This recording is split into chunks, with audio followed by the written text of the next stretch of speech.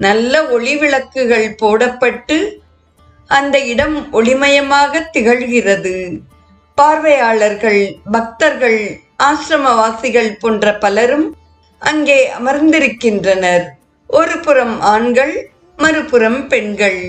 கீழே கங்கை நதி அமைதியாக ஓடிக்கொண்டிருக்கிறது.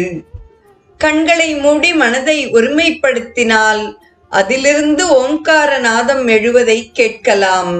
எதிர்க்கரையில் உள்ள கீதா பவனம் சொர்க்காசிரமத்திலிருந்து ஆலய மணி டான் டான் என்று ஒலிக்கிறது.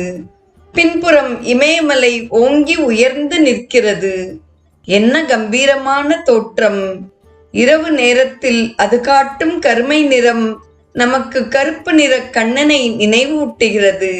ஆனந்த குட்டீரத்தின் ஆனந்த ஊற்றாகிய குருதேவர் அனைவரிடத்திலும் குதூகலமாக பேசிக்கொண்டே சத்சங்க இடத்தை அடைகிறார். தமக்கென்று போடப்பட்டிருக்கும் ஒரு சாய்வு நாற்காலியில் குருதேவர் அமர்கிறார். அங்கிருந்து அவர் அனைவரும் அவரையும் காண முடியும். அவருக்கு நேர் எதிர்ப்புறத்தில் அலங்கரிக்கப்பட்ட கிருஷ்ண பகவானின் படம் வைக்கப்பட்டிருக்கிறது. ஆசிரம சந்நியாசி ஒருவர் ஸ்ரீ சுக்தத்தை முதலில் பாராயணம் செய்கிறார். பக்தர்